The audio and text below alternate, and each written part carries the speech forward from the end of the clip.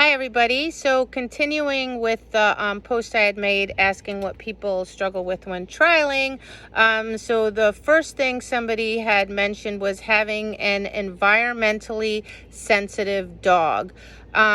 So I've talked about this before in some blog posts. I'm not sure how many people know. So just briefly, I will say that Zeal was unbelievably, well, I would say is incredibly sensitive.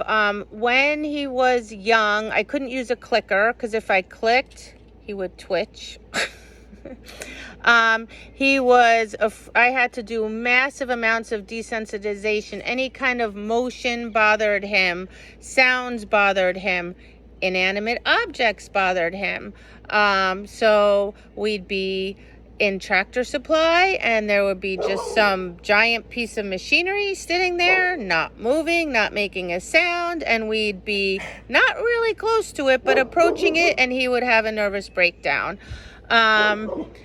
We just struggled and struggled forever and ever. And then when I got him very carefully with tons of work, better and better, he would still struggle with pressure from the judge and like pressure from the ring gates, just pressure that dogs feel in the ring, not from the handlers, but that's just inherent in trialing.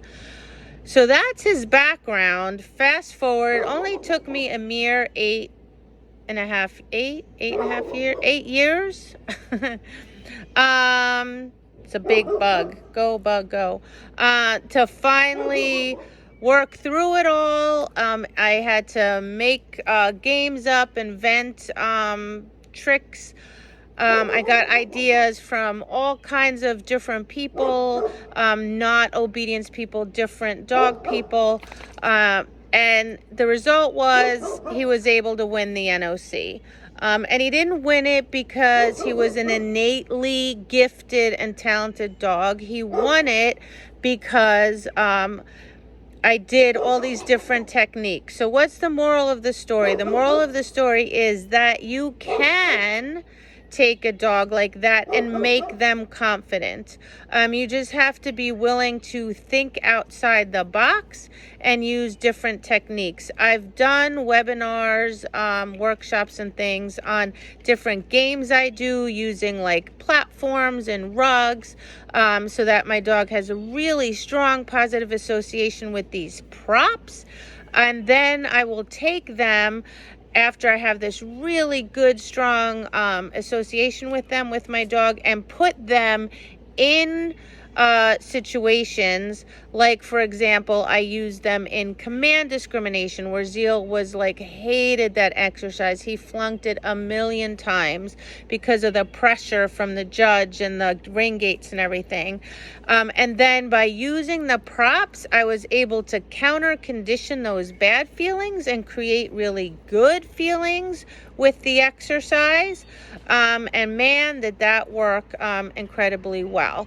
I do games like the Touch It game, where I teach my dogs to touch inanimate objects. Then I teach them to touch people. And then if I'm training and let's say there's a judge and they're like, oh, there's a judge, I just go touch it, go touch that judge. And I think it's the funniest thing ever. Now, I was recently at Lowe's, and some people said, what, are you finished training now? Can I pet your dog? So I said, and I was just about done. So I said to Zeal, okay, meaning we're done. And I said to him, go say hi to the person. And he thought I was doing the Touch It game. And he ran up and touched him and ran back to me and barked, and ran up and touched him and ran back to me and barked.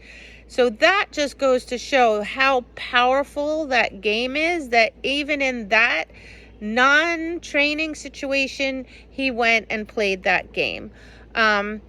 So you can absolutely help your dog with that. You just, again, you have to think outside the box of training. Just think that you need to pick some games or some activities that your dog loves, and then how can I take those and put them in that training situation And in doing so, turn that into a situation that my dog loves and thinks it's a fun game. And I guarantee if you do that, it will absolutely carry over into the ring.